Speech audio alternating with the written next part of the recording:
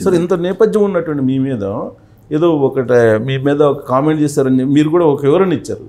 ఏంటి సార్ అది? అది నేను అనుకోని పవన్ కళ్యాణ్ వ్యతిరేకంగా మాట్లాడి జనసేన రాదని ఒక టీవీలో చెప్పినట్టుగా వచ్చిందండి. నేను ఫస్ట్ టైం ఇది మీ దగ్గరికి రావటం. నా పేరున్న వాళ్ళు చాలామంది ఉండొచ్చు. ఇప్పుడు సీతారామరాజే కాదు, కల్తీ సీతారామరాజులు కూడా ఉన్నారు. అంచేతను అటువంటి వాళ్ళు చెప్పే మాటలు మీరు నమ్మవద్దు దయచేసి. పోరాటం గురించి తెలిసినటువంటి నిజమైనటువంటి అల్లూరి వారసులు ఎవరైతున్నారో వారి గురించే మీరు నమ్మండి. అటువంటి పోరాట యోధులే కావాలని ఇవాళ మేము చెబుతున్నాం. అంచేతను అటువంటి ఛానల్స్ కానీ, అటువంటి ఛానల్స్లో ఎంకరేజ్ చేసేటువంటి వాళ్ళు కానీ ఇవాళ రాష్ట్రం పరిస్థితి ఒకసారి వెళ్ళి చూడండి. ఆ రాష్ట్రంలో ఎటువంటి పరిస్థితులు ఉన్నాయో, సిగ్గుతో తలవలసుకొచ్చినటువంటి పరిస్థితులు, ప్రపంచంలో ఎక్కడా లేనటువంటి పరిస్థితి ఆంధ్ర ప్రజలకి. నేను అందుకే నేను ఎవరికి మెసేజ్ పెట్టినా కొన్ని వందలు, నా దగ్గర 2500 మంది నా వాట్సాప్ మెంబర్స్గా ఉన్నారండి.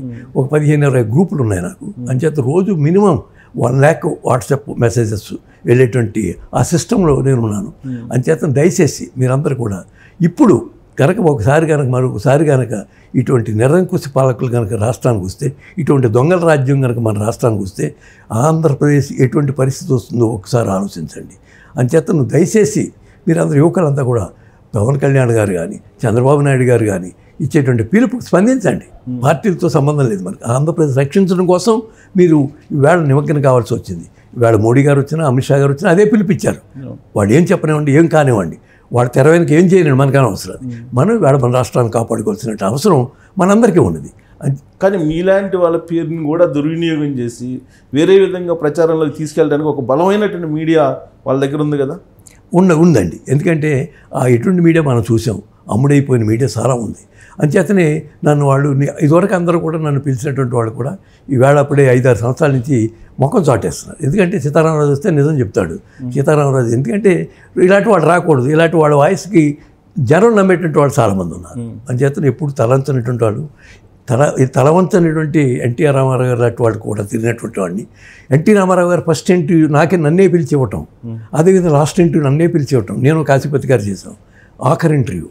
అంచేతను అటువంటి వాళ్ళతో తిరిగినటువంటి, వాళ్ళు చూసినటువంటి గొప్ప నాయకులను చూసినటువంటిది అలా 15 మంది చీఫ్ మినిస్టర్ని, 90 ప్రైమ్ మినిస్టర్ని వ్యక్తిగతంగా కలిసినటువంటి వాడిని. అంచేతను ఇప్పుడున్నటువంటి రాజ్యం ఇటువంటి దొంగల రాజ్యాన్ని ఎంతవరకు చూడలేదండి. వాళ్ళు ఇంట్లో వాళ్ళే దొంగ అని చెప్తుంటే మీకు ఎంతకన్నా ఉదాహరణ ఏం కావాలండి? కానీ ఇప్పటికీ కూడా ఆయన నమ్మే వాళ్ళు ఉన్నారు, ఆయన నమ్ముతున్నారు.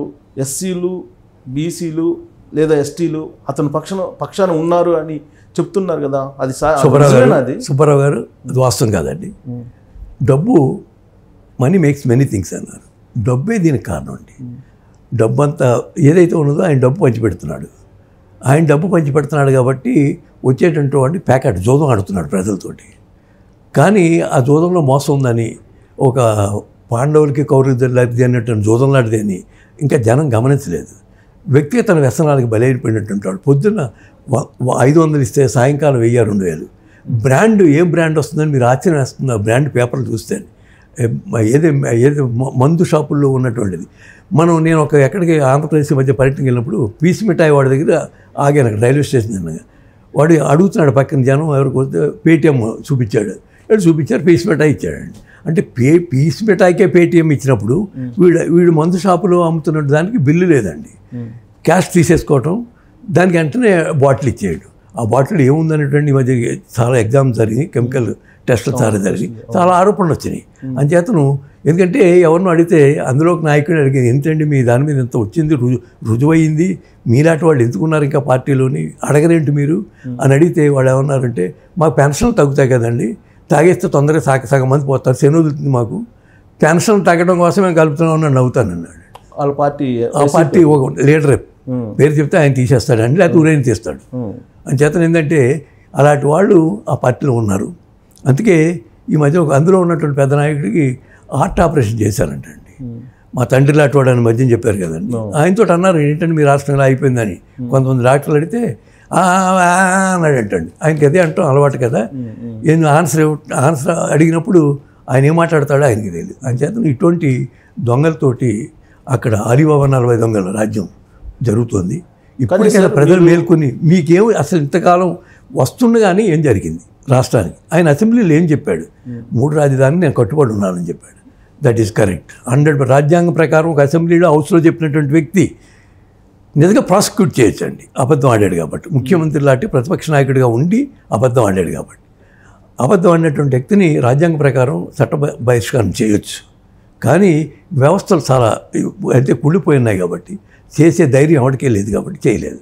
అది అయిపోయిందండి. వస్తుండగానే ప్రజా దర్బార్ కూలగొట్టాడు, ప్రజావేదిక కూలగొట్టారు. అదేవిధంగా అదే మొత్తం ఇంటర్నెట్ కనెక్షన్ ఇచ్చినటువంటి ఆ కంపెనీలు అందరిని పిలిచి అమృత, మీరు ఇందాక అనుకున్నాం మనం, అమృత విద్యాలయం, మాతో అమృతానందమయ్య అండి, ఆవిడ పల్లె, ఆవిడ కొల్లం దగ్గర కేరళలో గొప్ప ఇంటర్నేషనల్ పర్సనాలిటీ, మదర్ అంటారు ఆవిడని, మాతో అమృతానందమయ్య.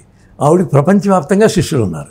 ఆవిడ ఎడ్యుకేషన్ ఇన్స్టిట్యూషన్స్ చాలా ఫేమస్ ఇన్స్టిట్యూషన్స్ ఉన్నాయి. నేను కూడా వెళ్ళాను. మా అమ్మగారి పుస్తకం నేను రాస్తే ఆవిడ దగ్గర ఆవిష్కరణ చేశాం, ఆవిడే చేస్తారు స్వయంగా. ఒక సామాన్యుడైనటువంటి పల్లి కుటుంబంలో పుట్టినటువంటి అటువంటి ఆవిడ నేను అక్కడ విశ్వవిద్యాలయం పెడతానంటే తీసేసాను. అలా ఎంతోమంది వచ్చారు. ఈయన మన ఎవరు, మన కోయంబత్తూరు దగ్గర ఉన్న స్వామి, వారి పేరేంటండి, జగ్గి వాసుదేవ్. జగ్గి వాసుదేవ్ కూడా ఇచ్చారు. ఇలా ఇంటర్నేషనల్ ఇన్స్టిట్యూషన్స్ అన్నీ వస్తాయంటే ఒక్క ఇన్స్టిట్యూషన్ రాలేదండి. పొరపాటున ఏదేమో ముందు అది పెట్టారు చంద్రబాబు నాయుడు గారు ఉండగానే, ఆ ఒక్క విశ్వవిద్యాలయం తప్ప ఇంకో విశ్వవిద్యాలయం లేదు. ఒక కన్స్ట్రక్షన్ యాక్టివిటీ లేదు. కొన్ని వేల మంది రోజు 1000 కుటుంబాలు ఆంధ్రప్రదేశ్ నుంచి ఇక్కడ తరలి వస్తున్నారంటే నేను ప్రతి చోటకి వెళ్ళిన చోట అడుగుతుంటాను, అపార్ట్మెంట్కి, ఎక్కడికైనా బంధువులు ఉన్న ఫ్రెండ్స్ వెళ్ళిన, అక్కడ ఉన్న వాచ్మెన్ ఆంధ్రప్రదేశ్ నుంచి వచ్చారు. నేను మొన్న ఆపరేషన్ బైపాస్ సర్జరీ చేయించుకున్నప్పుడు స్టార్ హాస్పిటల్లో నాకు సేవ చేసినటువంటి వాడిని అందరితో మాట్లాడేవాడిని నేను. అతని పేరు పెంటయ్య, కిర్లంపూడి దగ్గర ఒక విలేజ్ అండి, జాంబవన్ కమ్యూనిటీ. పాప రోజు వచ్చిన ముడ్డుగా అడిగేవాడు, ఏంటి దుస్థితి, మన రాష్ట్రానికి ఎందుకు పట్టింది, ఇటువంటి కర్మ ఎందుకు పట్టింది. అక్కడి నుంచి యువకులంతా తరలి వెళ్ళిపోయారు, ఇప్పటికే విదేశాలకు వెళ్ళిపోయారు. అప్పర్ కమ్యూనిస్టులతో కమ్యూనిటీస్లో ఉన్నటువంటి వాళ్ళు చాలామంది అక్కడ వలస వెళ్ళిపోయారు. ఇక్కడ ఉన్నటువంటి వాళ్ళు ఇక్కడ స్థిరపడిపోయినటువంటి వాళ్ళు ఇక్కడ స్థిరపడిపోయారు. ఇప్పుడు రాష్ట్రానికి ఎవరు వస్తారు, ఆ రాష్ట్రాన్ని ఎవరు కాపాడుతారు? మీరు ఆలోచించండి. 20 లక్షల మంది నిరుద్యోగులు ఆ రాష్ట్రంలో ఉన్నారు. వాళ్ళందరికీ ఉద్యోగాలు కల్పించాలి. ఎప్పుడు కల్పిస్తారు, ఏ విధంగా కల్పిస్తారు? ఓ కన్స్ట్రక్షన్ యాక్టివిటీ ఉందా? ఇక్కడ చూడండి, ఇప్పుడు కన్స్ట్రక్షన్ యాక్టివిటీలో అపర్ణ ఎంత ఫేమస్ అయింది వేళ, మీరు అన్నట్టుగా ఆదిత్య ఎంత ఫేమస్ అయింది. అలాగే ఎన్నో వేళ ఒక లెక్క ప్రకారం ఇక్కడ ఉన్నటువంటి అదే మున్సిపాలిటీ హైదరాబాద్ మెట్రోపాలిటన్ కార్పొరేషన్ లెక్కల ప్రకారం 28 లక్షల మంది అపార్ట్మెంట్స్లో జనం నివసిస్తున్నారండి. ఇందులో 20 lakhs ఫ్రమ్ ఆంధ్రప్రదేశ్ నుంచి వచ్చిన వాళ్ళు. అదేవిధంగా ఇక్కడ ఉన్నటువంటి ఇస్త్రీ చేసుకునే వాళ్ళు, ఏదో కార్పెంటరీ పని చేసేటువంటి వాళ్ళు, మా ఊళ్ళో కార్పెంటర్స్ అంతా ఇక్కడికి వచ్చేసారు. అలాగే మేస్త్రులు అంతా ఇక్కడికి వచ్చేసారు. ఇక్కడికి అదే రాజధానిగా అక్కడ కట్టుంటే మా ఊళ్ళో చాలామంది భూములు కొన్నారు పాపం, అమరావతిని నమ్ముకుని. వేణు అని ఆయన మా ఇంట్లో ఉండేవాడు, ఆయన చాలా ఎకరాలు కొన్నాడు. ఎంఎస్ఎన్ రాజు అని ఆయన చాలా ఎకరాలు కొన్నాడు. అలాగే డాక్టర్ రవీంద్రన్ వాళ్ళు అంతా కొన్నారు పాపం, రాజధాని వస్తుందని. ఈవేళ అమ్ముకోలేని పరిస్థితి, ఎవరికి ఇచ్చుకోలేని పరిస్థితి. వాళ్ళంతా కన్స్ట్రక్షన్ యాక్టివిటీలో ఉన్నారు. ఇదంతా పోయింది కదా, ఎంత లేబర్ పోయిందో ఆలోచించండి. వాడిది ఎంత దినభత్యం కోల్పోయారో ఆలోచించండి.